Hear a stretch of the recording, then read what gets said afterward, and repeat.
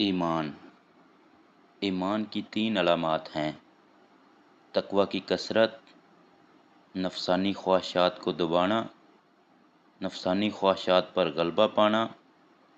ایمان کی درستی کا سبب تقوی ہے۔ تین صفات ایسی ہیں، اگر وہ کسی شخص میں موجود ہوں تو وہ کامل ایمان والا کہلائے گا۔ غصہ اور خوشی کی حالت میں انصاف کرنے والا، فکر و گناہ میں میانہ روی اختیار کرنے والا، اللہ عز و جل کے عذاب اور اس کی رحمت کی امید دونوں رکھنے والا۔ تین اوصاف ایسے ہیں جو اگر کسی میں پائے جائیں تو وہ کامل ایمان والا ہے۔